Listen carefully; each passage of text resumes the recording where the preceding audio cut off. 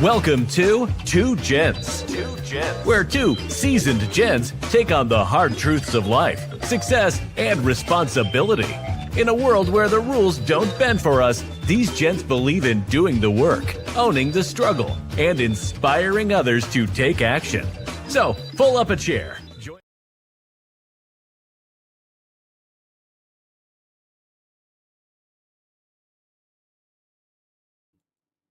Hey, welcome to Two Gents Podcast. I'm one of your hosts, Ron Spikes. Pastor Riggins will be on in just a little bit. I was running behind time, so a lot of stuff I had going on, I messed up today, and Pastor Riggins called me out on it. I heard him in the background. He's the pastor in charge of the church, so I know how he likes to have his stuff together. I thought I had my stuff together. I ran up until the last minute, so Pastor Riggins should be joining us in just a little bit. If you hear my telephone ringing in the background, it's because he's trying to send out another YouTube link. So I just want to tell y'all, welcome to the program. It's a lot that's going on. It's a lot of stuff that happened. Byron Glass indicated that he was going to be on a little bit later tonight, and you know, we do this. I always try to tell people we do this podcast. But a lot of everybody that comes on this podcast is volunteering their time to help spread the news for the midterm elections and try to make things a better place. If you look at this picture behind me, it's showing it's showing that we demand an end to a policy of brutality, and we demand our voting rights. Well, they recently just went into their voting rights, and I'm still trying to wait on Pastor Riggins. I hope I did everything I was supposed to do to get him on, and I see him connecting right now, and it's all my fault. I'm going to add him to the stage right now, and I'm going to take full ownership and apologize to that man in that short pinstripe suit that's out there. So I apologize, Pastor. Okay. I got so much on my plate. I'm trying to do these other shows tying into this one, and I'm forgetting to put the email out, and you had me sweating in the background. So I know how you are, because you know you one of them Baptist ministers. You want the musician in place. You want the orator. What do they call them? Orator. You want the person introducing the show and everything in place. You want the new members. I do Baptist, but I'm non-denominational. I do them all. I understand. I got that wrong. Thanks for the correction. Mm-hmm. But I know how you are, and seeing you in action. You want it just right, and I'm trying, Pastor. It's all right. Don't give up on me. Yeah, we're here, man. We're here. Yeah, we're here. You know, tonight, Pastor, it's a lot going on. Our brother said that he's going to be a little bit late tonight, Byron Glass. Mm-hmm. So, you know, I want to jump into what we was going to originally talk about, but with the other stuff that's going on, I know there's so many ways that we can go, and I'm looking at your face like you're saying, hey, let me get it. I'll be all right. It's all right. Yeah, hey, go ahead and start what you want to talk about, and we'll slide into what we're going to talk about. I got some information about what we're going to talk about too, so go ahead. Okay. Tonight we when we got started, one of the things that Byron had told us about, and he's not here right now, so I'm gonna try to get you into it. Mm-hmm. And the real reason why the show is called the BS Reflects, mm-hmm. and that's not intended toward the pastor, and we got respect to the pastor, but you know, so many times that we get out there as a people, as Black people, and we say we gonna vote, mm-hmm. but we don't vote. We don't vote. We get out there and we register to vote, and that was my point that I brought up yesterday. It's more people register to vote than actually show up to the polls. Oh yeah, and that's a shame, because why stick around and be a potential, mm-hmm. instead of actually casting the ballot? Lord, and that's sad. It's not just us, Pastor. I don't want to put that tag on us. There's a lot of people that go out there and register to vote. Then they run around here running their mouth just because they registered. When you register, you got to follow through, or the action doesn't count. That's right. So we can sit here and we can talk till we blue in the face. Me, Pastor Riggins, Byron Glass, anybody else that you see in the media. If you go out there and you review the numbers on the map, it shows we don't vote. We don't follow through. We register, but we don't follow through, because if the registered voters follow through like they were supposed to, we probably wouldn't have to do this show. We wouldn't be doing anything. We could be talking about something else. On top of that, here's the problem. On top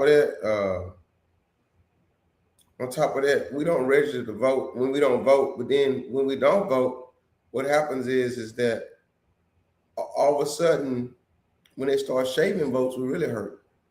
And that's part of it. You got to have the numbers in order to make a difference. You got to have the numbers to basically change the outcome. Yeah. It ain't going to change if you just register. Right. See, so it seems like that once we, because they're trying to shave votes from us anyway, or something's going on that we don't know what it is. So since it's killing everyday people, because now, Pastor, as we say so many times, we don't want to get you to a point where you're just so frustrated that you don't vote. But if you register to vote and you drive past that polling place 3 or 4 times, on that third time, you should stop, because it's a possibility that early voting is going to be over with. And then the last thing that you got is to cast your vote in the last one. If you missed that one, you can register to vote with no action. Well, I tell you. See, but Pastor, I said it yesterday, and I'm gonna say it again. I'm trying to stall for time, but I said it yesterday. We'll go a long way for a pair of tennis shoes. We'll stand in a line outside a restaurant that somebody came on YouTube and talked about their food, one of them food influencers. We'll stand in that line just so we can taste it for hours, going around the block. Got our kids standing there looking at us, Mama, let's go home. Making sense. They should be saying, Mama, did you vote? Let's go to the voting polls and then come back and get in this line. It'll be down some. But we don't educate priorities on everything else except voting. What happens is that the mentality that's been set in our community is, does my vote count? Is it relevant? We become so skeptical, cynical. Cynical means that we think, okay, it's already fixed. We think everything that they're going to do what they want to do anyway, so why should I go vote? And that's just what those who are opposing progress and those who want us to be sleeping and not woke, and those who are against everything that's right want us to do. They want us to lull us into a place which we don't think voting really matters. And that's where we're at in that situation. And I remember a video of Roland Martin, Pastor. Roland Martin, he was I think he was voting in the district up there where he votes at in Dallas. And he was rolling down the street, and he saw so many people out in the line. He was going to cast his vote, and he looked over there, and tears started rolling down his eyes, because he was saying he was just amazed at how many people was that particular voting cycle, how many people was out there, and that it's always in the back of my mind, because you always want to see people participate in the election process, and participation is just not registering to vote, but going out to actually cast a vote. Yes. Man, I had taken some notes or took I found a post about this whole thing about the voting, about the Voters' Rights Act, in which they happened in Louisiana Supreme Court. So if you lead in with some, I'm gonna try to get this information that I found out. Go ahead. I can lead in. I'm ready. I'm ready. I'm always ready, Pastor. Lead in with it. Okay. Let me just say something that's going on to make sense, to make some people feel uncomfortable. Byron Glass hit us up with something. He talked about the NAACP. He was upset totally because he was disgusted with the NAACP. And one of the reasons why is something that we're going to talk about later on in this program. These NAACP town halls that they keep throwing together, as Byron said, they're useless. not because the people don't care, but because it's always too damn late. They don't address problems in the front. They address problems in the rear. So they proactive. They're reactive. They're reactive instead of being proactive. Right. We stay reacting all the time. We stay scrambling. We stay waking up after the damage is already done. And this didn't start yesterday. It didn't start yesterday. Since the 1960s, too many folks got comfortable. Pastor just said that not too long ago. We got comfortable. We stopped treating voting like survival. We think that we already arrived. We're here now. Our vote, we don't have to go out and cast it. But you see those people behind Pastor Riggins on his background? I got the colored version of it.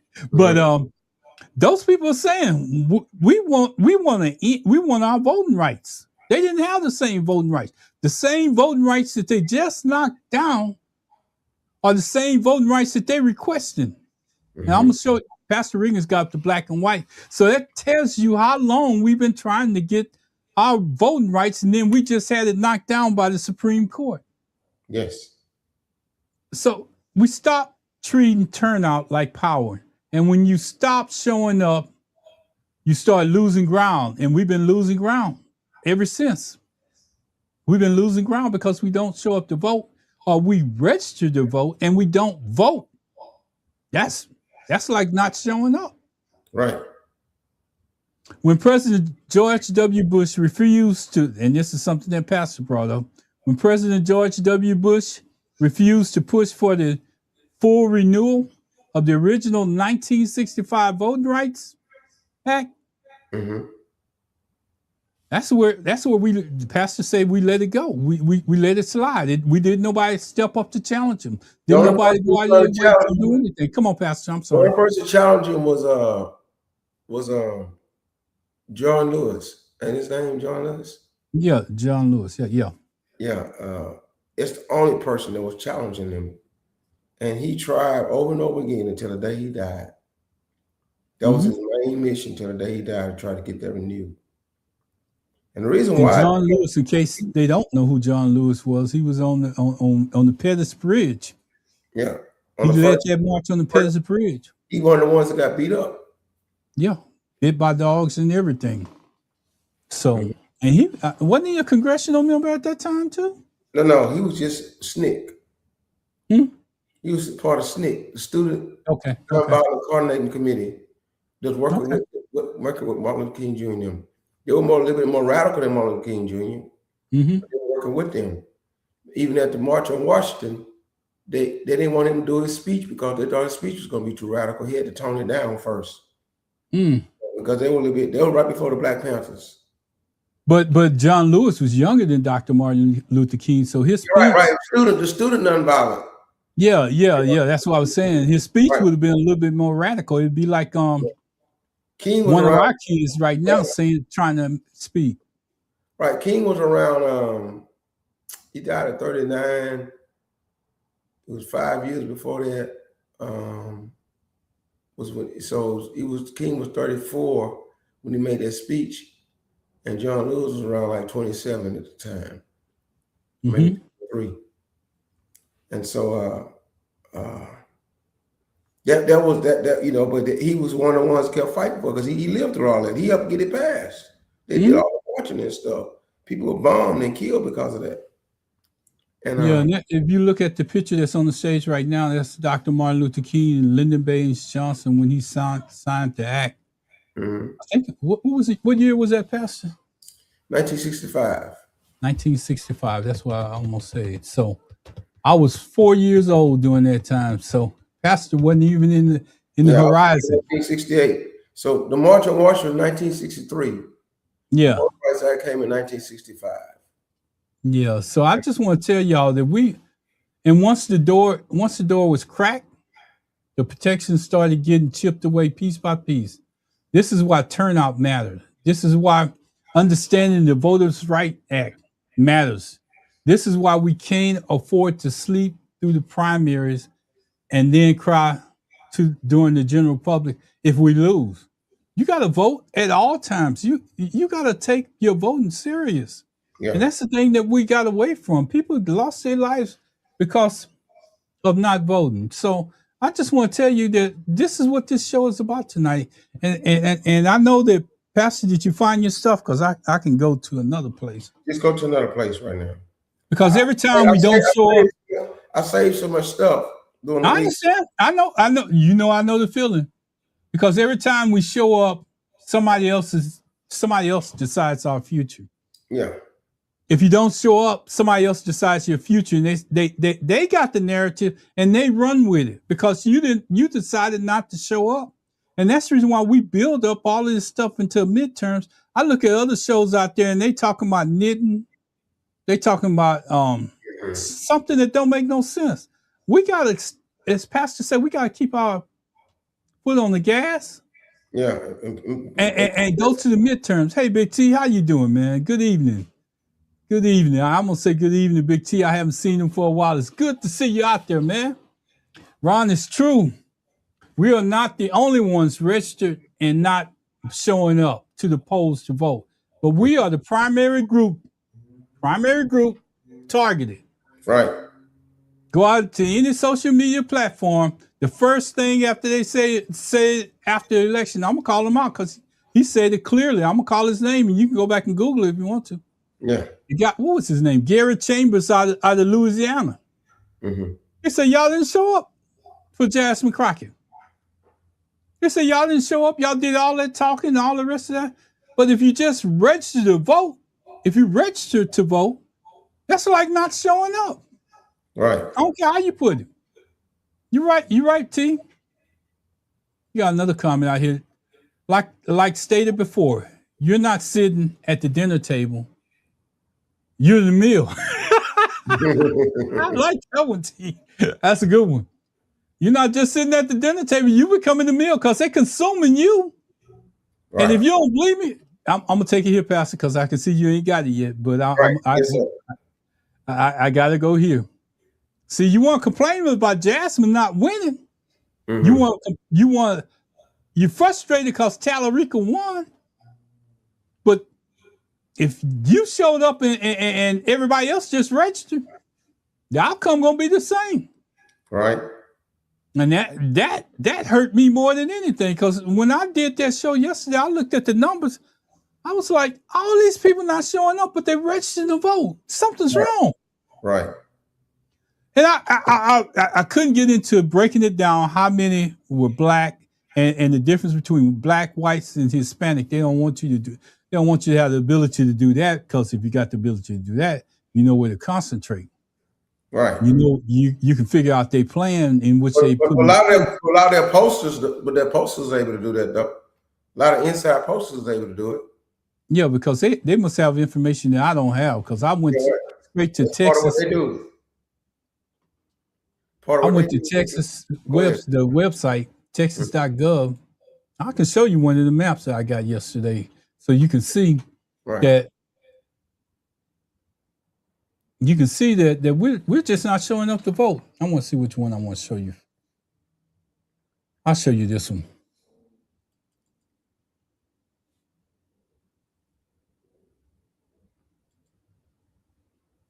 I just made a full screen layout. I see. Texas population and voter registration. I mean, look at how many people registered voters it was in Harris County alone. Mm-hmm. Dallas County, Trent County, Fort Bend County, Bexar County, Travis County, Jefferson County, Smith County. And if you look at that blue area, it kind of tells you where the largest populations was of Black Americans. But it's, it just tells you that we're not getting out to vote like we should. We're sitting at our tables and we're agreeing that everything is okay. It's I don't have to get out and vote. I don't know when did we get that lazy, Pastor? I don't know, because I see 1960. The word that came to my mind today was, coming to the show, is we've taken things for granted. It's not laziness. We took it for granted. We thought that once we got the right to vote, it was going to always have the right to vote. We always thought that was we thought the 1965 Voting Rights Act was the end and the beginning. It was only the beginning with no end to it. It had to be renewed. And when it wasn't renewed, we didn't take it serious enough. Because right after Bush, guess what we got for president? I know.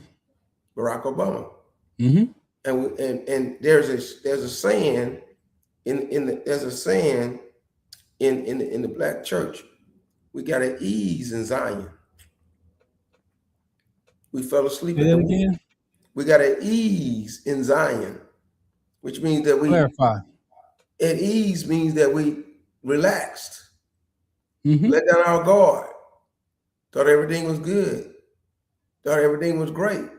We finally arrived. We got an African American president. The blowback was we want our country back, which turned into Make America Great Again, which turned into what we got now. Right. And I don't know how you. I don't know if this is part of it, Pastor. You can tell me. Stop educating our kids on how to vote, how important the vote was, because we wasn't getting out and voting. Yeah.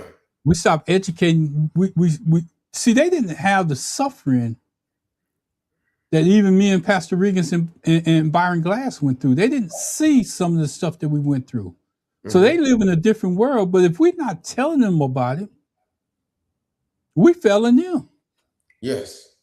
And then plus on top of that, our parents are not living this long due to health issues and all the rest of that. So they're not able to pass it on. I hear Pastor Riggins come on here all the time. He tells the lesson of his grandfather telling him the same stuff that's going on today is what his grandfather was telling him back then.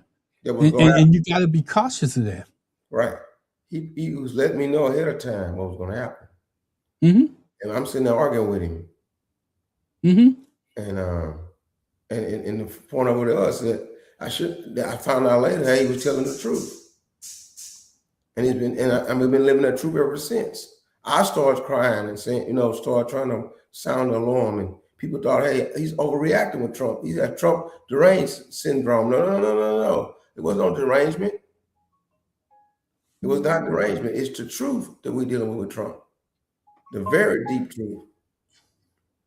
Yeah, and that's the way we continue to go. I got Pastor, you're gonna have to take it for just a second because I'm gonna have to get our other brother on here because you know what happened before we got on the air. Right. Okay. Right now, here's the deal. I had got some information. Baron said you need the link. Yeah. So he got it. He in. Okay. Right. I see him. Right. Got him. Baron Glass. What's up, gents? It's all right, brother. We out here doing the best that we can, with everything that's going on in this world. You live in Louisiana. Tell us what happened. Tell me about the beginning, how this whole my first time hearing about the Supreme Court case from Louisiana was whenever you start complaining about the actual outcome. Tell me what happened. Riggins, it's the same thing it's been for the last 40, 50 years. They finally got what they wanted, the district that was redrawn, which was a majority minority, which is the same type district that I have. So not only will I be affected by it in 2030, everybody else throughout the country will be affected by that. That's why the Republicans are doing what they're doing now. They excluding people that would once otherwise been included. So, I have an issue with people all of a sudden now want to jump up and down and get excited and protest and do all this, that, and other. Well, it's too late. The law of the land exists until you change. And we've been talking about voting. That's why it was important to keep the majority in the Senate, keep the majority in the presidential, keep it a dim in there, keep the Senate majority, so you wouldn't have to go through all this stuff. But now you're going, and Riggins, we've said this since we started 2010, 11, whatever. We didn't want to go through what our mamas went through, but we're going through exactly what they went through. We're dealing with I call it Jim Crow 2.0. Yes, sir. Jim Crow. Glass, go ahead, Pastor. Go ahead. Glass, as I listened to you talk, I remember the frustration that you had, and you called out the NAACP, and I kind of went through it. just a few minutes ago, but I don't think I added enough fire to it like you was intended on. So can you kind of elaborate on that a little Yeah, bit? if you don't mind, I don't have it with me. Read that digest that was shared, that you come up with, today, specifically talking about that. Again, Riggins, people going to Cinco de Mayo today, but they're not gonna go to June the 20th. Okay. June 19th. Yeah, yes, June 19th. So at the end of the day, the complaining ain't gonna do shit. We got to get people out in mass droves. And if you look at the election percentage, I've seen somewhere here where 3,000 some odd whites have voted and only 900 some blacks have voted. Come on, man. Yes, sir. Wow. We having football games. Class, I'm gonna put up your map. One of your maps. I had to get it redrawn, but it says same thing. So I'm gonna put up one of your maps on the stage in just a minute. There it is, right there. That's how the current map looks. So you got 24 Democratic seats and 52 Republican seats, all in these areas right here currently across New Orleans, Jackson, Mississippi, Birmingham, Atlanta, Columbus, and Raleigh, and Miami. But I'm gonna show you the difference in these maps in just a few minutes. I just want you to look at the red represents the Republicans and the Democrat. The other one represents the Democrat. When they change up, they gain 12 seats. Exactly. They gain 12 seats, and look at the blue areas, how they've been reduced across the map in those same areas. So, Glass was talking about the NAACP. Glass, I went through it one time, but I'm gonna see if I can still get it up again. Yeah, if you don't mind. One of the things I want to say, I found what I was looking for, guys. Okay, let me do this one real quick, Pastor. As Glass was saying, the NAACP town halls that they keep throwing together, it's just a waste, useless. Not because the people don't care, but because it's always, as Glass will put it, too damn late. Yeah. Hey, so Glass, I had sent it to you already, Ron. Asked you to put it in the show. It's a video. Okay, I can get that while y'all talking. Let me send it back to you again. I sent it to you. Yeah, just send it to me right now. I'm gonna do it. I'm gonna do it and get it up on the screen. Rick, here's what I would like to do. Just like you wanted to sit down and talk to Stephen A. Smith, I wish it would have happened because I would like to have a conversation with John Roberts and Samuel Alito. When you talk about the country is no longer the same as what it used to be, how in the hell do you draw that? How do you draw that conclusion?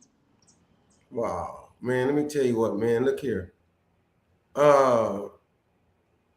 Here's what happened. What John Roberts and Samuel Alito mean is this. They look at the country and they found out that, listen, it's no longer the same like it used to be. And what it means is this. They're no longer Anglo-American men who have all the numbers and all the power. The country is full of mixed races, meaning African-American and Anglo-Americans marrying each other. African-American, Hispanics marrying each other, Hispanics and Anglo-Americans marrying each other, Asians and Anglo-Americans marrying each other, Asians, African-Americans, and Asians and Hispanics marrying each other. There's no more power of the rich landowner, white male in power.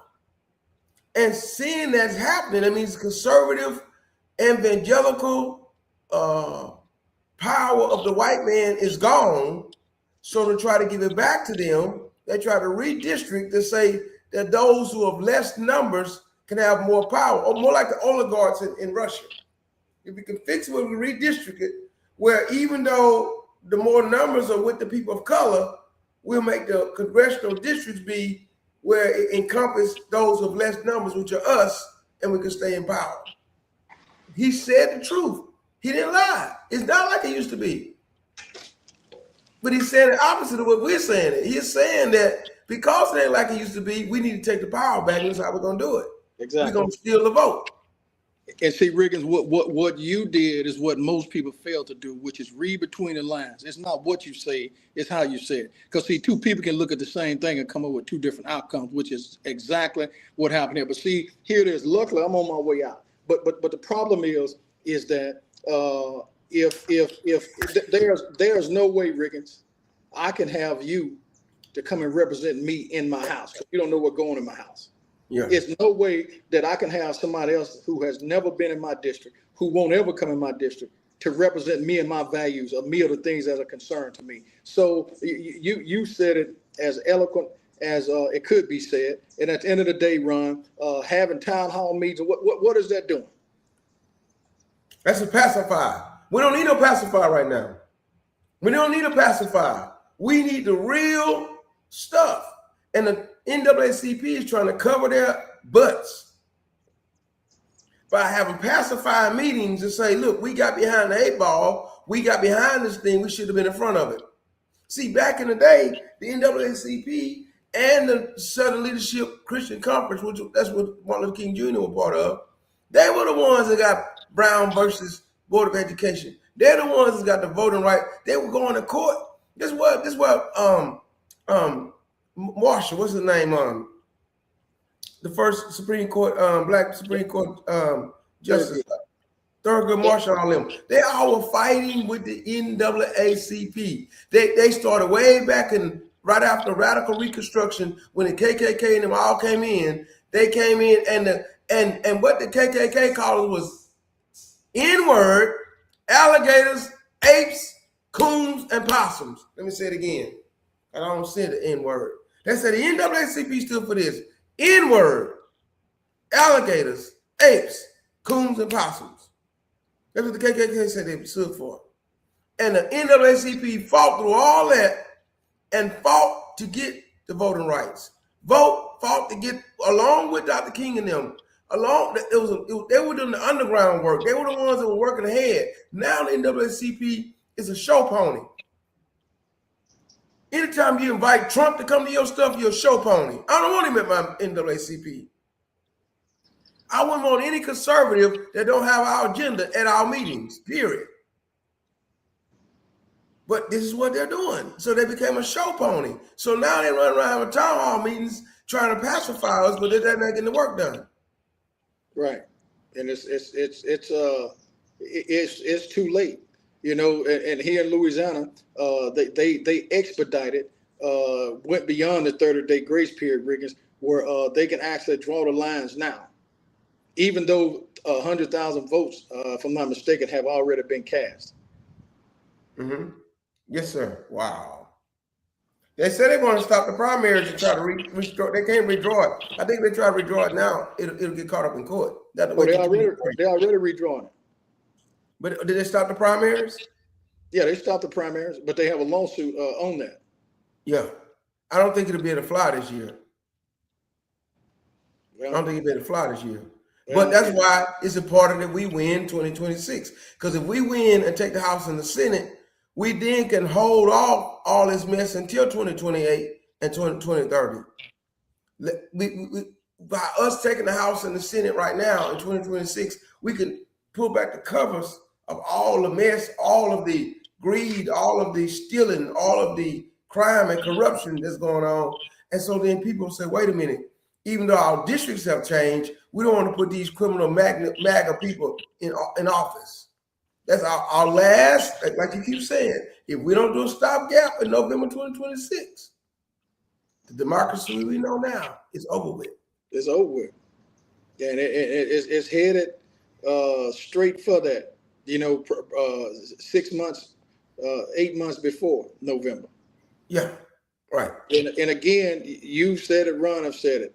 All along for 12 years, we still been playing checkers. They've been playing chess. The Heritage Foundation come in and destroy what has been built for the last 50, 60, 70, 80 years. They take it down in 1 year. That's what I was telling y'all. Project 2025. Now, let me tell you when they started Project 2025. They started it in 2020. When Trump lost the election and January the 6th happened, Trump and all his means was doing criminal stuff. Flynn and the one who's in hospital right now, Giuliani, and all those criminals was doing that. But on the flip side of that, some people legally, like, got together with the evangelicals and the conservative right and the Turning Point USA and Charlie Kirk and all the people got together, and they put together the Heritage Foundation and begin to legally put together something that if we win, this is what we're gonna do. They didn't just show up this year with that. And sure enough, Kamala Harris and what was the actress name that played in the movie, that played the girl that played the movie, the military movie, and played in some Tyler Perry movies. I can't think of her name right now. The fair-skinned girl played in the movie about the girls that went in NASA and all that stuff. All those movie actresses and everybody. I also hollered, Project 2025, Project 2025. Be careful, Project 2025. People are hearing it, but folks weren't moving on it. And this is one result of that right here.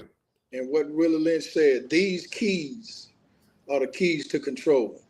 Yeah. And they have the keys and they are non-control. Right.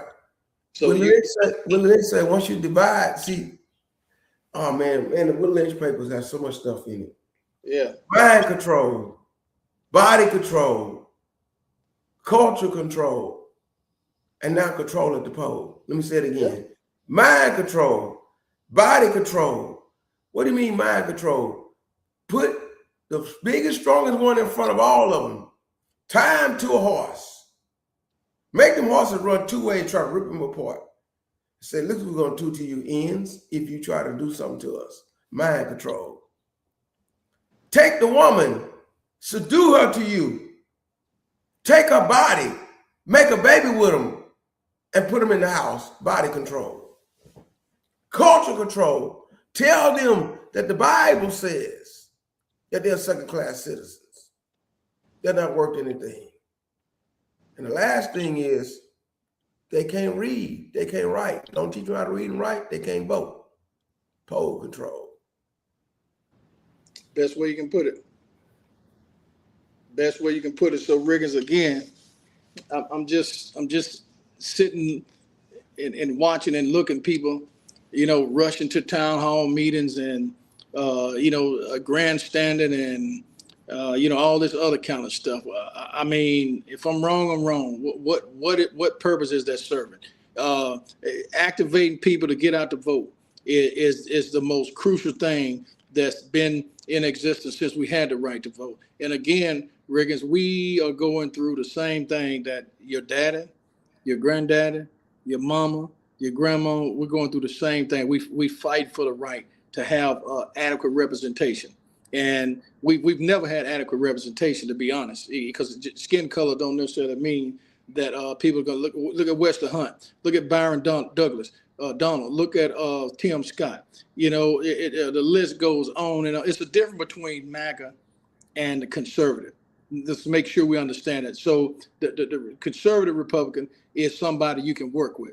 The MAGA Republican are bigots. Yeah. Let me tell you something else, though. The sad thing about it, our parents, our grandparents knew that they were in trouble. Mm-hmm. They had second-class citizenship, so to speak. They weren't living in the suburbs. They all were going to the same churches. They all were trying to pull the community together. Now, we got the nice jobs. We live in the suburbs, a lot of us. We got the nice cars. We got our buddies, our friends, or some of the ones who are on the other side. And so we don't think it really matters until it reach our address, until it reach our house. And that's why it's worse than back then, because back then we knew we were in trouble. Mm-hmm. Now we don't know that we're in trouble. Because as a matter of fact, the stuff that you like, just like I was talking about the Willie Lynch stuff and all that, I can't talk about that to anybody every day, this regular conversation. They think I'm weird. They think I'm talking about stuff that, that don't make sense, man. Don't come around talking about that, Riggins. Let's talk about what's the newest name brand of clothes out. Let's talk about the newest cologne. Let's talk about the newest fad. So now they run around with town. See Go what I'm saying? ahead. I'm sorry. Right. I was trying to get this thing up and it's not coming up. So Pastor recorded everything that you was saying because Yeah. I have to get it on. I don't know how I'm gonna do it, but I'll get it up. Yeah, but it's right. There's a very nice video that chronicles Yeah, everything it that was happened. nice too. Right. What we got to where we're at right now. It talks about the stuff that Brian and I was just talking about in a big Mm-hmm. long video that goes all the way back to the back about the voting rights. And now we come full circle. But the sad about the thing about it, they don't want to talk about they don't want to talk about this kind of stuff. We said about with the average person on the street right now. We said let's take our show on the road two gents in the mic. Let's go out the microphone and hit the streets of Houston. Who is Willie Lynch? They say Willie Lynch. Who is he? He robbed the store last night. Who is Willie Lynch? They say who is Willie Lynch? I don't know Willie Lynch. What he made some new made some new clothes. And then you start trying to talk about Willie Lynch. They're like, we don't hear about no Willie Lynch. That's a long time ago. No, Willie Lynch is right now. Absolutely. Willie Lynch is alive and well. Absolutely. He just don't have the whip that the master had.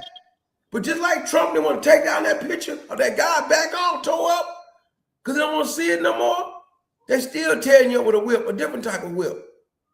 Mm-hmm. See? They don't have the white sheet on their head no more. They don't need the white sheet. They come dressed up. They come into your church and tell you to join their church. Take your money and still stick it. All right, Pastor. All right.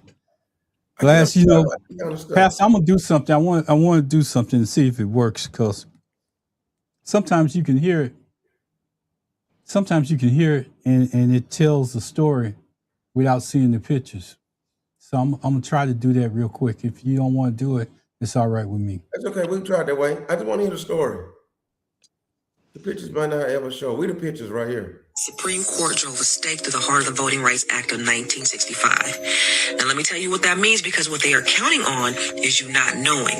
So in 1965, Black people did not just ask for the right to vote, they bled for it.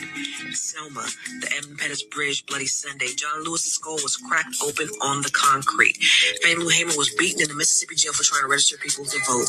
Medgar Evers was assassinated in his own driveway. People gave their lives so that our vote would not just cast, but that it would also count.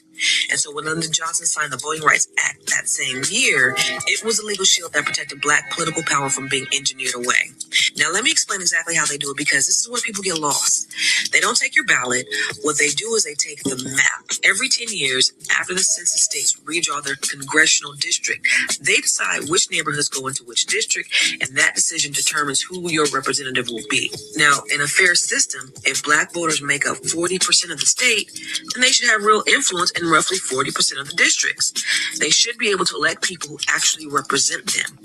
But there are two tricks that they use to make sure that never happens. The first one is called packing.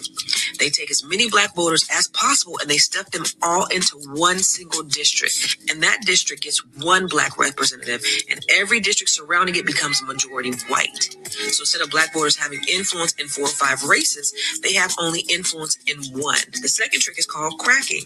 They take Black neighborhoods and they slice them apart like pie. They spread these voters across 5 or 6 different districts where Black people are always the minority. So their ballots get cast and swallowed. They never have enough concentrated power to elect anyone who represents their interests. So what do? First, we don't stop voting. Don't let them win twice. We vote in every election. Federal, state, local, school boards, judges, district attorneys. Those local elections shape your daily life more than any presidential election. They can redraw the lines. They cannot redraw our power. Look at Asians. They have the lowest voter turnout of any group in this country, and yet they're among the most economically insulated because they practice collective economics. They buy from each other, they build with each other, they bank with each other, they protect each other with their dollars. So, we need to support Black-owned businesses, open accounts at Black banks, invest in Black real estate, build Black wealth intentionally and unapologetically, because when they silence our votes, our economics must speak louder than our ballots ever could. This is Project 2025 in full effect. They told us exactly what they're going to do. Dismantle the protections, redraw the power, silence the communities that threaten their control. That's why they burned Tulsa. That's why they destroyed Rosewood. And every time we build something powerful, they find a way to tear it down. But we have... I just want y'all to hear it. Pastor, Hey, I want to just let you discussing all that. We were just discussing all that. Cracking and packing. Remember I said the white Anglo-American men that don't have the numbers anymore? So if he doesn't have any numbers anymore, what he does is if it's 200,000 blacks in the area and 70,000 whites, they're gonna pack all them 200,000 blacks into one district, and then take the 70,000 whites and put them into 3 districts so they can have 3 votes up there. Because remember, it's a representative government, it's not direct democracy. They'll send 3 people down there to Washington, D.C. and send us 1. Or they'll do this way, take the 200,000 and spread them across 5 districts. Where now you got 40,000 blacks in 5 districts against 60,000 whites in every district, and then split our vote up like that. Packing and cracking. You know the scary thing about what we just heard, Pastor, that really gets me is this. This is not new. None of this is new. It's been done already, and we don't do anything to prevent it in the future. Go ahead, Glass. No, which is my question while you're on it. If it's already new, I mean, if it's not new, why are we even going through this? Somebody failed. This is what we failed at. We failed. Heard what the lady said, Project 2025, which I brought up the last show. We failed in that 2024 election to understand Trump was just a figurehead. Trump was just a figurehead. People, I keep trying to say this. When Trump came down the escalator in 2015, everybody knew he was dumb. Everybody knew he was a racist. Everybody knew he was greedy for money. But he represented the epitome of what Anglo-Americans want in this country. A racist, rich, not a halfway stupid person that can run the government, and that everybody can do what they want to do behind the scenes off of him. He's just a figurehead. Oh, he said all kind of crazy stuff. He Truth Social tweet all night long and sleep in the meetings all day long. But Stephen Miller, Project 2025, Steve Bannon, and everybody else who got their hand in the pot and could do something is really making the real stuff happen. Lawyers in the courtroom for him, all this kind of stuff. The people that run all these different little, what we don't even understand, officers behind the scenes, Jared Kushner's son-in-law, all them people doing all kind of crazy. All Trump want to do is look like he's powerful, get a name out there like his name on all those buildings, and steal money. That's all he want to do. And be racist. As we go through this, when he being boo-boo on himself all day long. It's diaper. I'm sorry. I had to throw that in there. I can't stand it. But that's the truth. As we look at this, Byron Glass, it's a lot of people that's at fault to answer your question. I don't know the role of the NAACP no more. I don't see what we just heard in big media channels out there. I don't see them getting into the fight.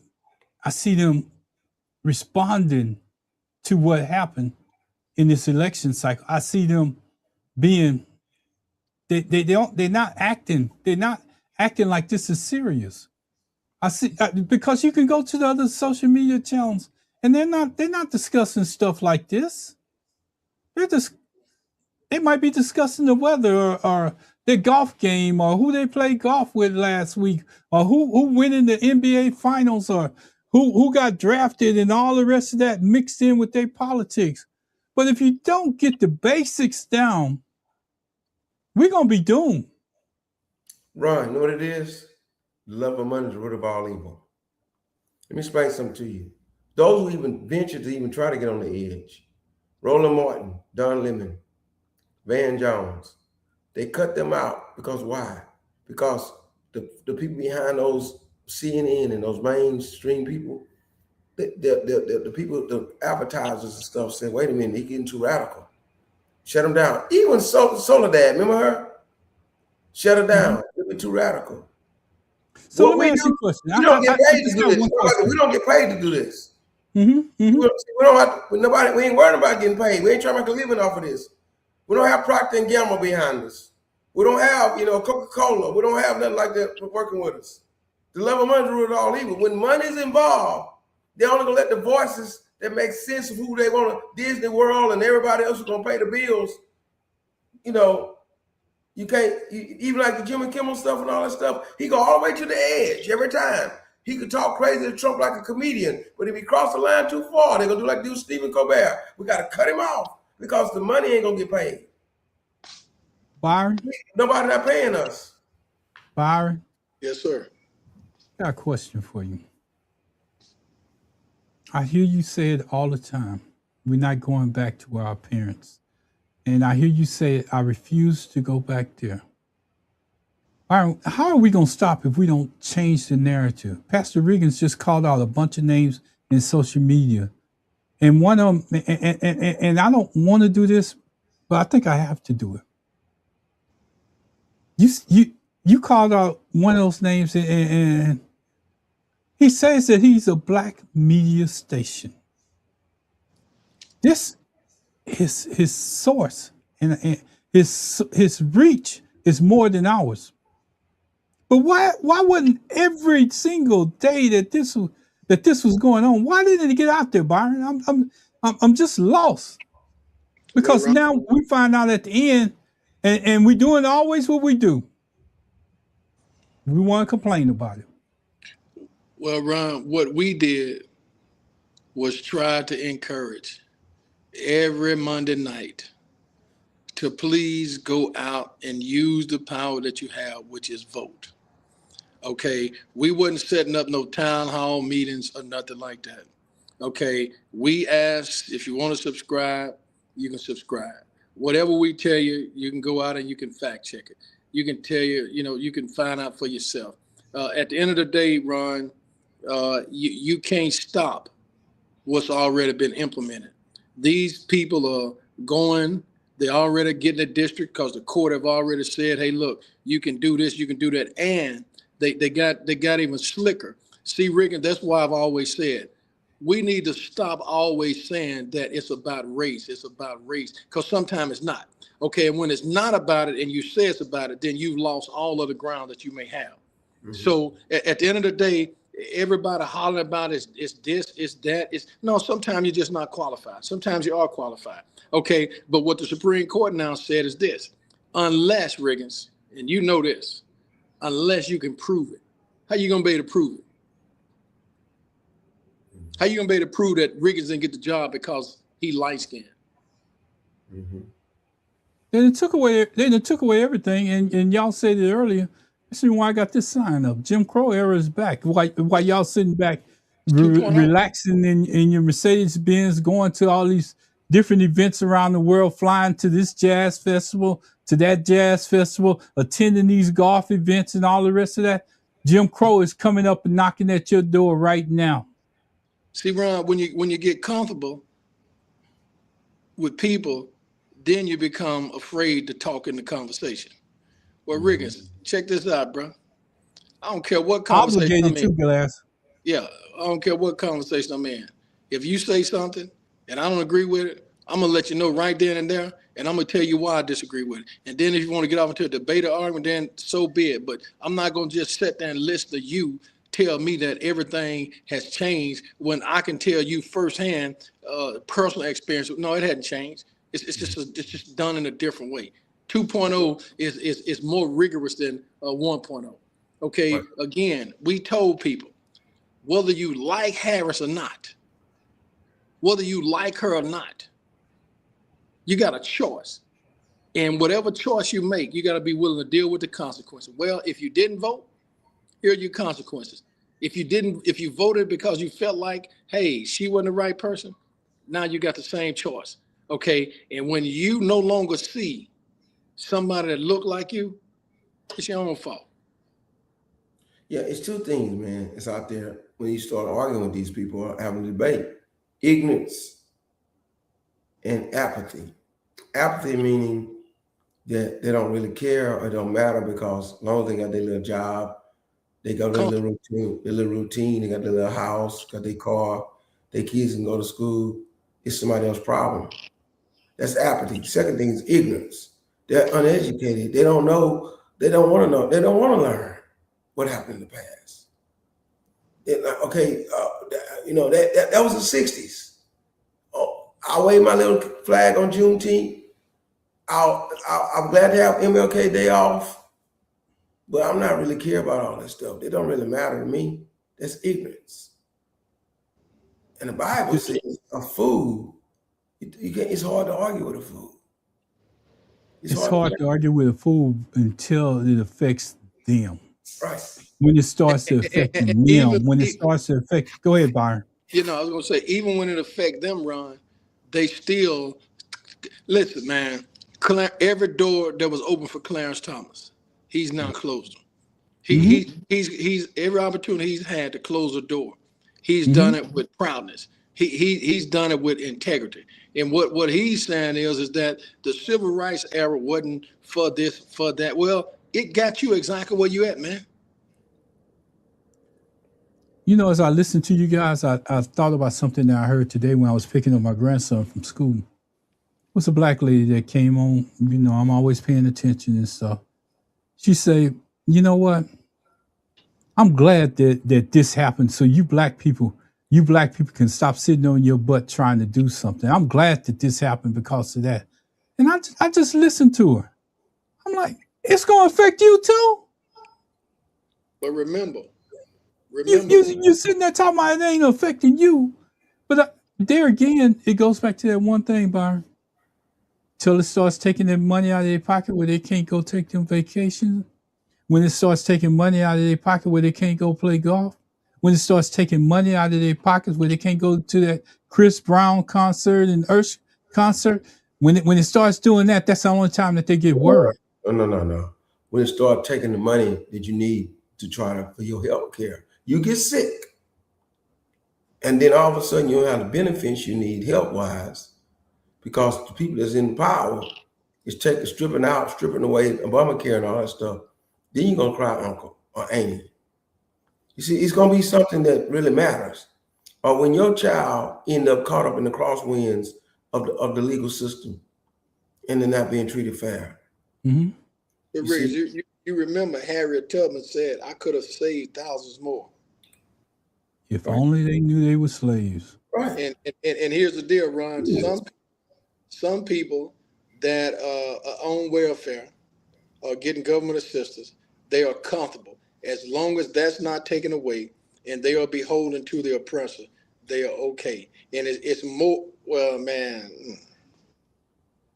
I know what you're saying, Glass, and I'm going to say it for you because it's just sad because, if you don't get out and vote and they take away your Social Security check that you depend on every month, you've been out all your life and you ain't saved one dime and nobody's money and put up anything to help you get into old age. But when you get to old age and you go down there and you think you just like everybody else, and you think that you can just go down there and put your name on a dotted line, and you know what they're gonna tell you? Too many people that it's happening to right now. They tell you ain't putting nothing in, you ain't getting nothing out. But first of all, sometimes you couldn't save, and you blaming the man. The only way you're gonna beat the man is vote. Yeah. All my life, fighting the man. Well, the only way you're gonna beat the man is go out there and get involved. You can't be before that. Man.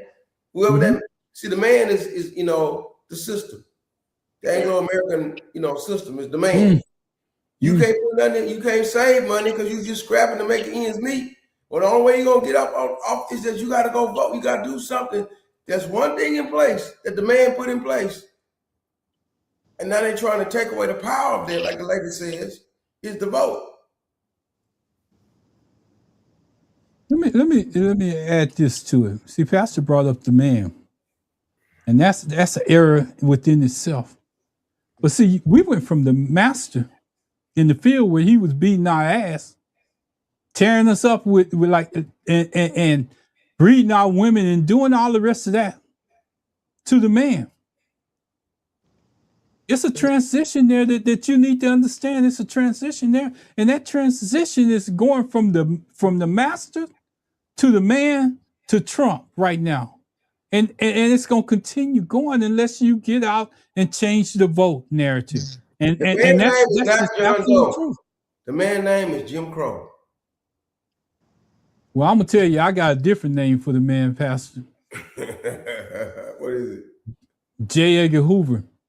I He know. controlled a lot of stuff I behind the know you're scenes. right. He basically destroyed a race of people from behind the scenes. And that's when we went to the man. Because if you go back and you do your history on J. Edgar Hoover, he destroyed every outfit out there that was against black people. He didn't want us to go nowhere. Black Panther Party, the students protesting. Just do nonviolent. Malcolm, and here's the other thing. I can't say it's true, but I can say this: it happened on his watch. We lost Dr. Martin Luther King. We lost Malcolm X. We lost Kennedy. Both We Kennedy. lost Kennedy. We lost Both Fred Kennedy Hampton brothers. of the Black Party. All of this was on his watch. Kennedy was part of that. You know who called Kennedy's brother and told him that JFK had got shot? J. Edgar Hoover. I know. So he represented the man. When we was talking about the man, he had the police behind him. He had the movies behind him with Ronald Reagan. And you just heard Ronald Reagan just basically call us a bunch of monkeys. It just came out. And then the first thing they say is, if he was alive, he would disagree with that. Byron, somebody got some comment for you. What is that? It says knowledge, great info. Byron, the GOAT. It's from Vincent Burks. Vince Burks. He's got a podcast, The Grissom, that talks about sports and does some of the same stuff that we do by trying to elevate, students, talking about high school athletics, trying to get kids exposure, so forth and so on. So again, he's on the same page, same level. When he sent videos to me where officers trying to set up individuals. Protesting, man. I get sick of people wanting airplay and wanting to be seen and doing all the, man. Ain't none of that. If you're not getting somebody out to vote, we just run. It's already started. And I said if we don't do nothing in 2026, we already late. We're not even there, Byron, because if we don't do anything, if we don't continue trying to change the narrative, because they're changing the narrative, they writing a true story right in front of our face. They're taking away our history. And see, Barack, I fought you for not fighting. I don't know if Merrick Garland would have been any better, but I fought you. I fought you for not fighting for your Supreme Court nominee when you allowed Mitch McConnell, who had less power than you allowed him to take control of the power and authority that you had. Man, a lot of people at fault. It's a lot of people at fault. The reason why we got here. It's a lot of men. It's a lot of people problem. Mm-hmm. It's a lot of people fault. But Barack, hey, Byron, if he's out there, Vincent Burks, you know how we like to do it. You can send him that link and let him come into the show if he got time or if he's available. Because we gotta change this narrative somehow. We gotta get people to participate. If we don't get people to participate, and you can see me out here almost every day of the week, and I'm gonna tell you, I'm just trying to build up to the election, give you a reason to go out and vote. I'm trying to get you to participate, not be a potential, by registering to vote and going to tell people that, hey, I voted. You need to have that flag, that little bitty piece of paper with that flag on it with a number where you actually voted. Because I'm tired. Byron, I'm tired. Pastor Riggins, I'm tired of people saying that I did my part, but the only thing they did was go out and register to vote. The numbers show it. The numbers show it. Because if all the registered voters that had registered, we would have a true election. I don't know if y'all can hear me because it look like I'm out here by myself. No. Again, Ron. I mean, Pastor Frozen. Riggins. I don't know if you, still out there or whatever. But again, when you talk about Reaganomics, you know what happened back, then. When you talk about now, well, the excuse is, well, the gas prices being high. That ain't an issue. Just I really don't know what's going on. I see Byron just disappeared. I hope that the weather's not bad. And Pastor, can you hear me? I can hear you, man. What I was trying to do was the reel that I sent you. Yeah. I was trying to bring it up and share my screen and see if I could play it that way. Oh, okay. I was wondering what you was doing. I knew you had something going on. Yeah, I really want to see that, man. I know it showed a lot of pictures. It's really rubbing the wrong way, man. It really tells the whole story, man. It's sad. Yeah, I'm gonna bring it up because it did show a lot of pictures. I thought that when I was recording it, because I have to add it to the recording, and Byron, I'm bringing you back in. All you had to do, hey Ron, all you had to do was, if I share it to you on Facebook, if I find it on Facebook, and then you just share your screen. But I got so much stuff across my screens right now, Pastor. You're right. I'll just try and share my screen. Yeah, if I had the other screen connected, I could share it. Right, the guy I got it from. Right, I remember the guy I got it from. I was trying to go to his page, but it was a reel, and I was going to try to get his reel and bring it up and show it that way. But it doesn't need to hear there, man. You know what, Pastor? They're gonna change between now and next week. We'll play it next week. It's gonna be the same story because ain't nothing changing. I can't hear. The Supreme Court ain't gonna back down. Go ahead, Byron. Riggins, can you hear me? Yeah, I can hear you. I can't hear Ron. I can hear Ron. Me? All right, let me try to go back out and come back in then. Okay, we're gonna apologize. We having some technical difficulties right now. Byron's trying to get in where he can hear everybody. So I want y'all to stick with us because this is so important. And as we go through life, I don't want you to get discouraged. I know it seems like we combating the same issue all the time, but that's not the true story. Is that we need to get people out and vote. We need for everybody that's listening to this channel to get out and encourage one person or another. Don't ever let nobody tell you that their vote don't count. I'm trying to get BG back in just a minute. I'm gonna add him to the stage. Byron, I can't hear Ron. Okay, well, I'm gonna let you and Pastor Riggins talk. Can you hear me, Byron? I can't hear you either, Riggins. It's on his side. Yeah, it's on your side, Byron. It's on his side. Yeah.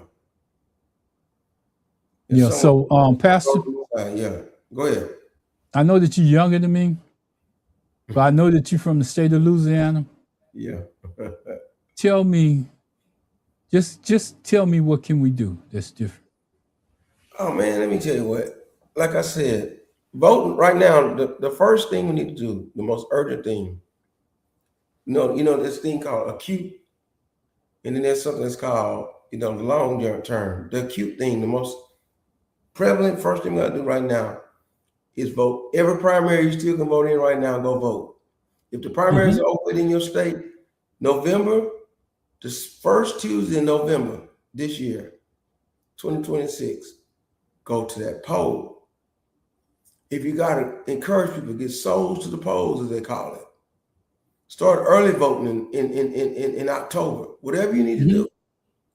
Vote as if our lives count on it. It's not a presidential election, but this power we put in, this Congress, is able to put a checks and balance on this president and on this whole Heritage Foundation and everything else they're trying to do. Can you hear me now? Can you hear us now, Barry? Yes, sir. Okay, all right. Good. Yeah. So we need to go vote. All right, now I'm going to ask you the same question I just got to ask Pastor Riggins. What do you think that we can do any different to change the outlook right now? Well, Ron, I think the old whatever we did, we got to come up with a new strategy. What that strategy is, I don't know. I know one of them is you got to say what you mean. You got to mean what you say. You can't mince your words. You got to get out there and you got to be willing to fight not with your hands, but with your brain. You can't be behind the 8 ball all the time. You can't be playing checkers while everybody else playing chess. We got to get some good chess players. We had some good chess players back when King was existing, when Malcolm was existing, when Thurgood was existing. See, we keep putting people on because they look like us, and we feel like, oh, they're gonna know. You got to put somebody on it that's true to their word, that knows what the struggle is about, and knows that even though they made it to the 12-step ladder approach, that it's still not over with for everybody else who's on the 1, 2, 3, 4 till number 11 step. So we got to fight. We got to keep doing this. We got to stop having jealousy. We got to stop having envy. We got to stop having strife. We got too many people upset that Riggins got a pinstripe suit on tonight. He's driving a convertible. We worried about the wrong thing. We're going to rodeos. We're going to trail rides. We're going everywhere else other than the place we need to go, which is to the voting box. And until we realize that the voting box is the most important place to go to exercise your right and to use the power and authority that you have, we're going to always stay. And we're going to end up doing the same thing that them forefathers did, which is not having the right, not being able to get into universities, not having access to HBCU. See, again, because you're driving a Bentley and you're living in a $500,000 home, that doesn't make you a person. That doesn't create success. Success is created when you bring other people along with you. Two things he's saying right now. You got to be diversified, and you got to have some depth. What do you mean by diversified and depth? Baron Glass know how to ride in a rodeo. I seen him in the Grand Entry in Lafayette. He know how to ride horses. He have horses. I don't know if we still have them. But at the same time, besides riding rodeos and horses and trail rides, he also knew how to diversify. Get involved politically, get involved in the community, get involved spiritually. Same thing like me. Also, you got to have some depth. Baron Glass drive fine, nice cars, have fine watches and everything. But besides having all this stuff, he know how to reach down to the depth of life and look and see people who are already worse than him and try to bring him up to where he's at, like we're trying to do. That's what happens. We don't have any diversified, or we don't have depth. Either we doing all one thing and not doing the other, or we already got to the top and forgot about who's on the bottom. You know what, Pastor? I'm gonna comment like this. You know, when you got these social media platforms like what we're doing right now, you can't be concerned about who ain't gonna come back to your show. You can't be concerned about the questions that you're able to ask that person. Sometimes you need to ask that person the hard questions and hear their answers. You can't be concerned that they ain't going to invite you to the next golf tournament.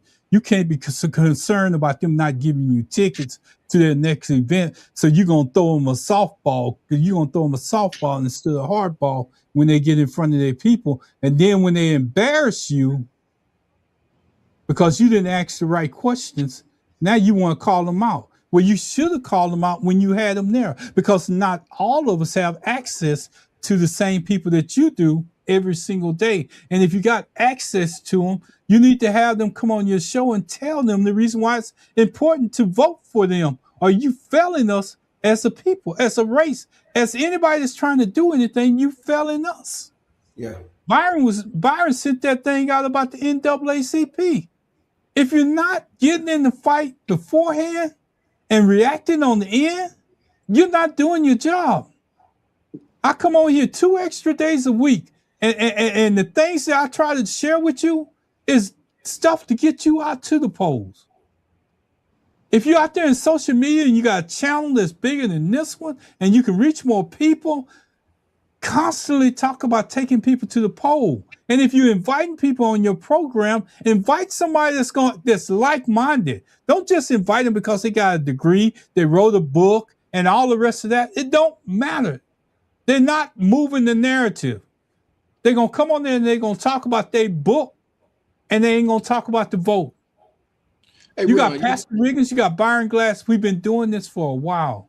We got other people that come on our show that's been doing this for a while. We're volunteering our own time to do this. And I know there's people out there in satellite radio, they're doing the same thing that we are, but your messaging is off. Your messaging is off. I don't care about somebody cooking the best dish and how they put it together and how they they sold with needles and all that. I want to know how we gonna get America better because they taking away more than they giving right now. Hey, Ron, I was sitting Go here. ahead, Byron. I was sitting there thinking, Riggins, and I think you'd appreciate this. You know, Hillary told us in 1.0. Harris came back and told us in 2.0. And everybody criticized and said that they were crazy. Oh, he wasn't going to do this. He wasn't going to do that. Everything that they said he was going to do, he's done it plus. So I think for starters, because they were women and we felt like they were not strong enough to deal with it, I think we owe them an apology. Oh yeah. As a nation. Yeah. As a nation. Yeah. Because we fell in our nation, we fell in our kids, we fell in everything, Byron. That's a good thought. I mean, I don't think I heard it put better than that. We fell in ourselves. We fell in our nation. And the worst thing I think about it is something such as petty is this. This year is the 250th anniversary of the United States. You know, some people probably even thought about it and voted, do I want a black woman to be president of the United States when we celebrated the 250th anniversary? Would have been major progress, though. Right, would have been major progress. It'd been, I'm beginning to believe, Ron Riggins, that well, let me just go ahead and say the way I feel. I think too many people don't want the progress that we know we're capable of having. Yes. And to interrupt that, you put the dumbest I never thought a person, even a fool, Riggins, know when they wrong. Even a fool know when they wrong. Right. And anybody who don't know when they wrong is worse than the devil, because even the devil knows what he's doing is wrong. And the stuff he talks about, he always talking about that cognitive test. See, he talk about the stuff that's bothering him because he know he got dementia. He keep taking that test about the monkey and the cat and the dog and all that crazy stuff. That's stupid stuff. But he rather talk about that than really what's going on in the world. Sidetrack. It's like going over to somebody's house and your old uncle's house or somebody's house is down the street that's kind of out of it. And instead of talking about reality, they're talking about stuff that don't make no sense.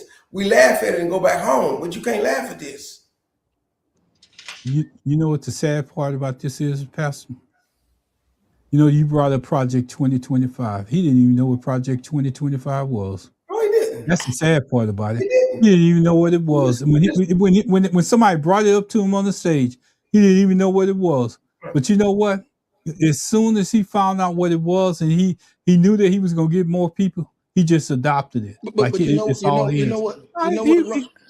Go ahead, Brian. Well, no, you know what, man? I think he planned us. I think he knew exactly what it was, but he couldn't see. That's how the devil worked. I think he knew exactly what it was. I mean, I'm not willing to give. He knew the people. Let me put it this way. He knew about it, but he's not smart enough to know all the details. He knew that was doing that's it. What I was saying. Heritage Foundation was doing it. He knew all Stephen Miller was involved in it, but he couldn't even tell you what it's all about because he's not smart enough to know to do all that. But Riggins, he knew about it though. He was lying when he said he didn't know about it. Remember though, the worst mistake we always make is that we always underestimate the power of the devil. Right. I know. I think he knew exactly what was going on, but he had to try to find the way to fit in to be able to get the majority of the people so they could go out and do what it. Because see, I know a lot of people that don't believe in the stuff that he believe in. Because I like my conservative Republican friends. They've done more for me than Democrats have ever done. Okay, they've crossed out, Ron. They've done some great things.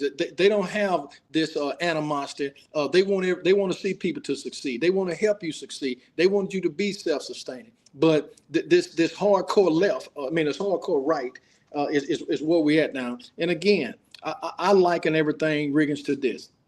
See, you ever seen that parent who have a kid, and that kid gets to be about 12 months old and can start to using language, can start to talking.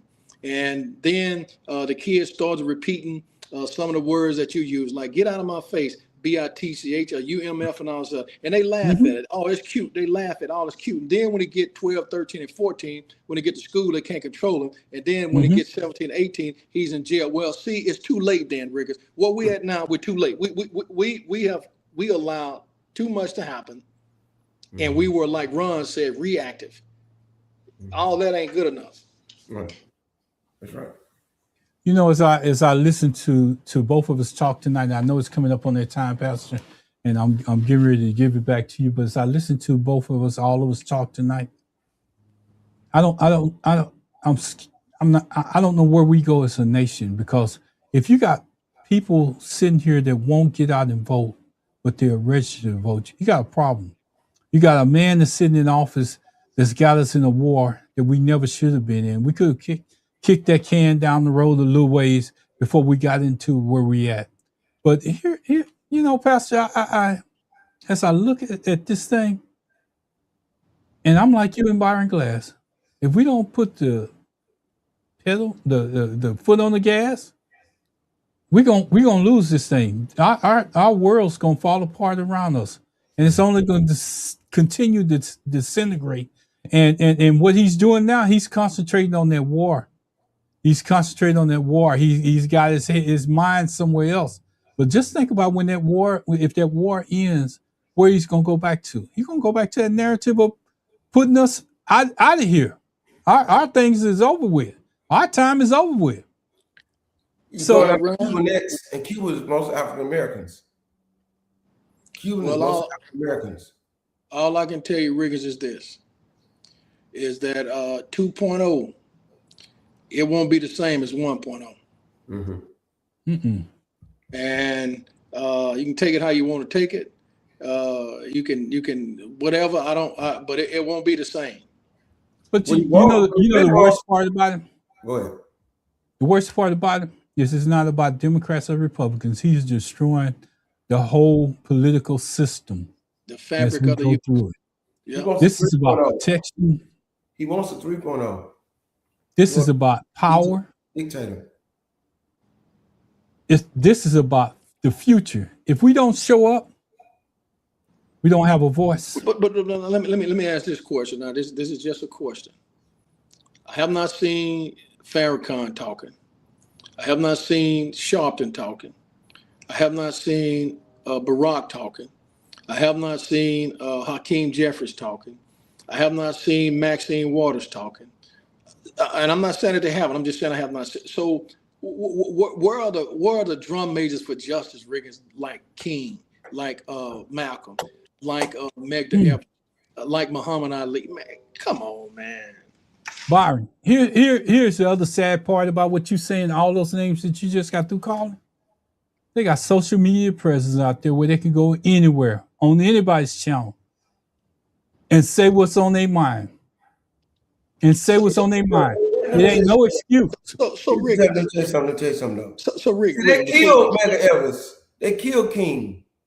They killed Malcolm X. These people just don't want to be counseled. Let me say it again. They killed literally King. They killed Malcolm X. They killed Medgar Evers. They killed people. These people just don't want to be counseled. They figure if they get out there and talk, they're gonna be counseled. No, people gave their life, and you worried about being counseled. That's the problem. They're worried about their podcast, not giving numbers. We don't have the gravitas we used to have. We don't have the conviction we used to have.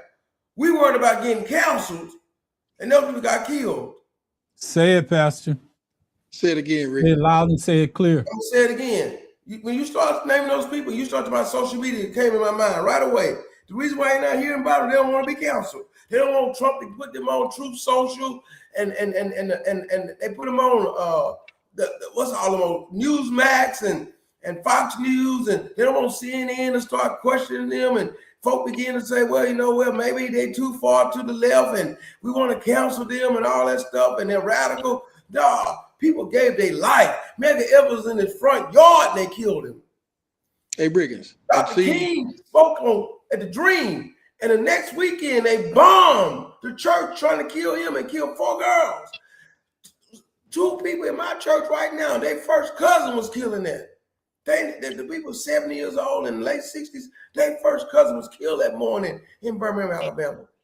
That's why the lady does history every morning. The lady does history every morning in my church. The history moment, you see that, our story? Her first cousin got killed in that Birmingham thing. That's why. Yeah. And we worried about getting counseled. Counsel me. As long as God don't counsel me, I'm going to be all right.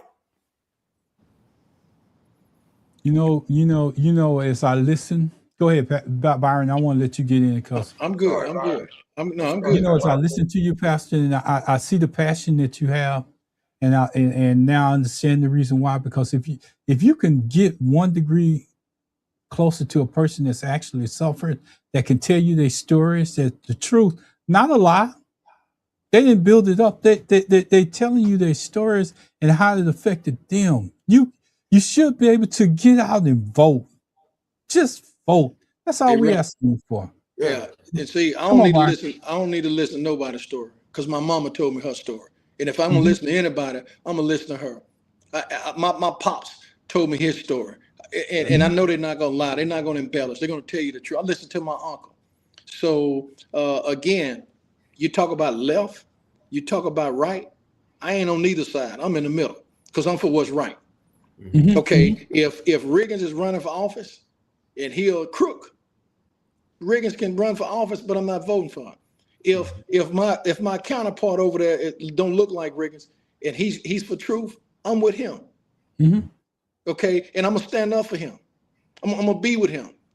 So again, at the end of the day, when the smoke clear and dust settle, man, we got too many Benedict Arnolds out there, doing whatever they wanted to do. We all want that limelight. We all want to be out front. We all want people to see us taking cans to the council on aging. Man, Ron, man, I do stuff practically almost every day, and I don't put it on Facebook. I don't want nobody to know. I don't say nothing about it because I ain't worried about that. What I'm worried about is this: is that Mama said it may be 12 steps to achieving progress, but son, you may not get to but number 6 or 7, but it's still your job to bring somebody else up, even if they supersede the step that you own. That's where I'm at, Riggins. Amen. And Pastor, I'm gonna give it to you. Let me say 2 things. I'm gonna let you get us up out of here. Another reason why they're trying to do this voting stuff, and that's why we got to do what we're doing right now. Quietly, the Democrats are taking over so many different areas. Pearland, Texas, this past weekend, first black mayor. He looked like his late 20s, early 30s, looked just like Don Lemon. Which quietly, see, that's why they in the uproar, because if the system is not rigged against us, we're gonna take over everything. Second thing is, at my church is in City Gas. City Gas, we're on the edge of City Gas. We're actually in a commercial zone with a bunch of businesses around there, got all type of distribution centers, everything. The property we live on is very, very valuable. We're right outside the black district called City Gas, black community, where Lakewood got started at. The old Lakewood is in there. Right around the corner. The old Lakewood building is in there. And when I went there to the church, all these years I was in Brenham, and I did the civil rights stuff when I first got there, trying to get African American people in education, Black Bible 5 years and all that. Then I organized in Houston for 20 years. When I got to the church, they was doing our story. I'm like, man, this is messing up the church service. I'm saying to myself, I'm on about, let's get the word, let's worship, get the word. We don't need this black history in here right now. I'm thinking about that, that maybe it's in the wrong place. We need to do this on a Saturday, like I used to do Saturday school. We don't need this in the church. I was thinking that. And when the people told me their story, I said, look, our first cousin, I said, wait a minute. They got something attached to this. This is why they're doing this. And I said, let's keep doing it. And lo and behold, what they started doing?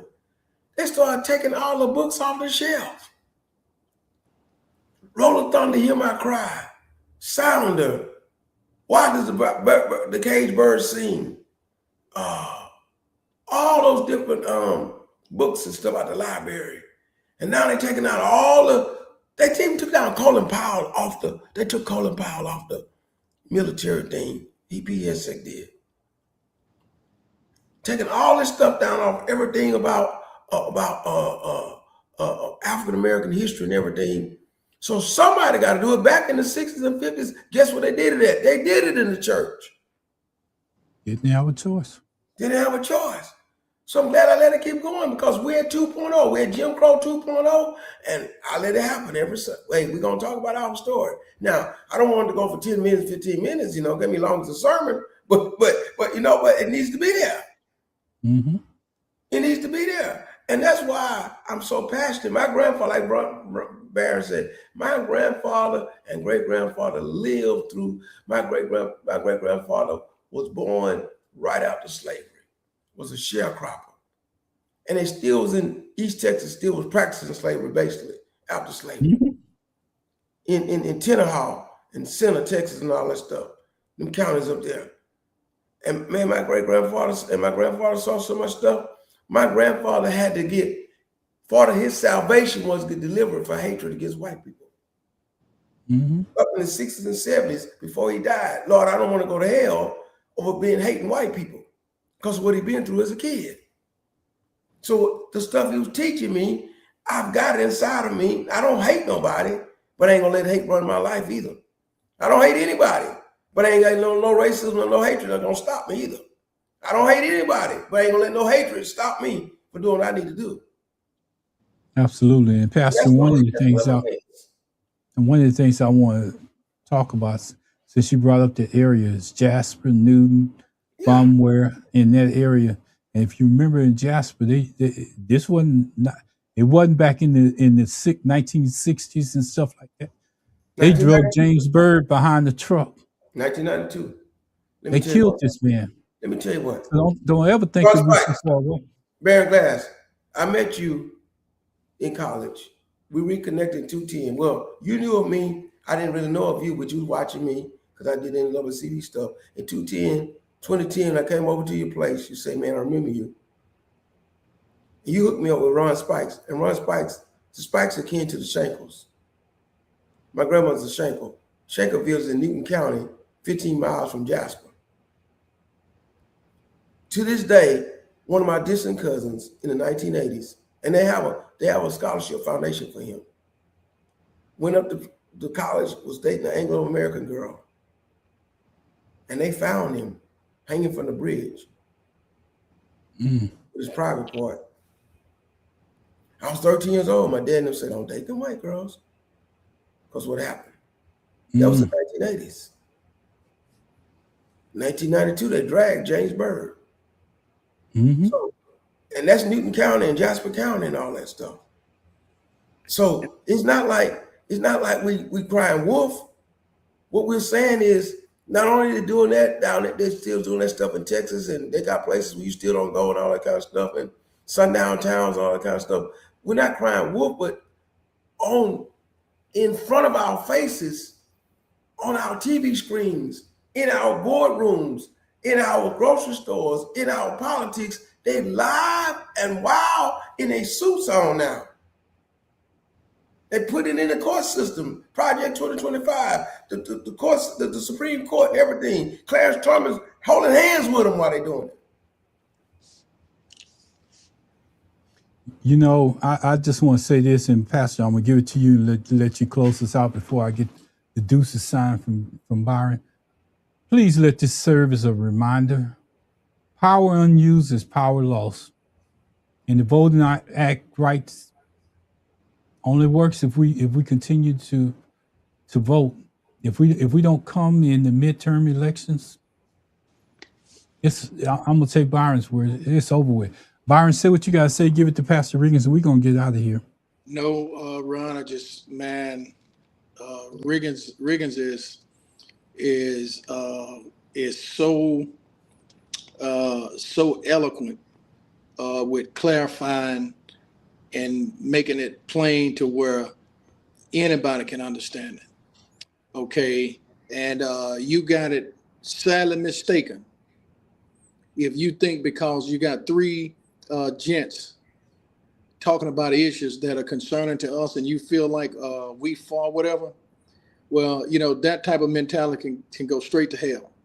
Because I can tell you this, I love everybody, but I ain't going to sit here and tell you that I'm happy.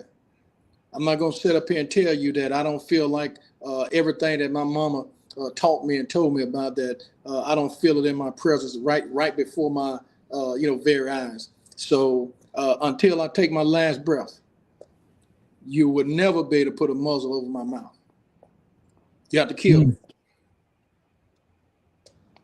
You know, Pastor, I want to give it to you.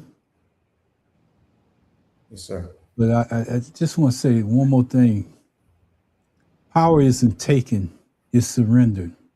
Few people who vote, the fewer people who vote, the easier it is to control the outcomes. The Voting Rights Act was weakened because the turnout was weak. Every time that we vote, if we don't vote and we register, it's going to be weakened. And the system counts on that silence.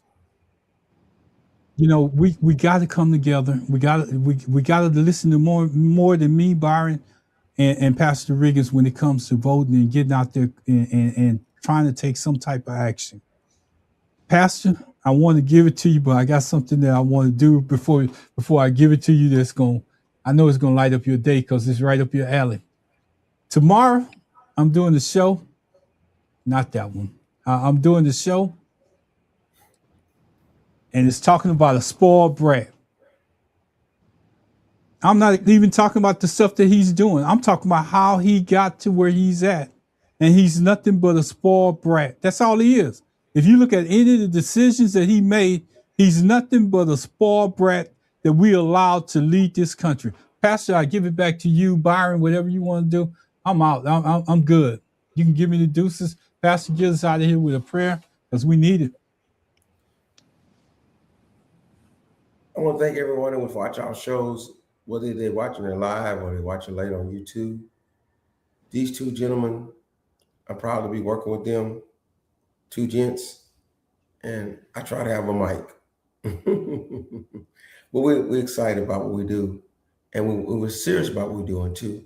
Hopefully what we're doing is we put to action and we can vote this year and make some great changes.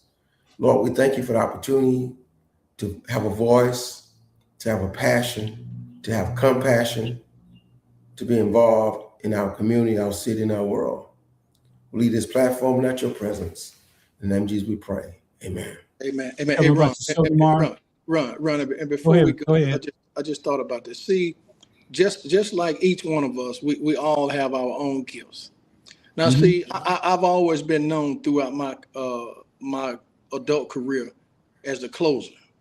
I can close, but you know what? I like for Riggins to close because I think he does it better. And my point is that we can't be jealous of another person and their talents. Sometimes we have to sit back and let somebody else.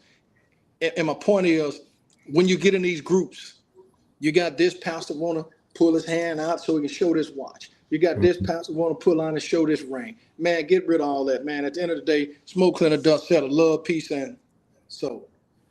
You better know God. That's all I can say. I put that out. Somebody say Zan. Somebody at Zan. Somebody. Thank you all. Thank you. We are all feeling it, but this is a call for action. It is. Less words and a call for action. Byron has his due sign, so Byron's giving us the call for action to leave. I want to say thank you everybody that participated. We really enjoyed you. I'm not going to be a Baptist minister tonight. I'm going to say good night.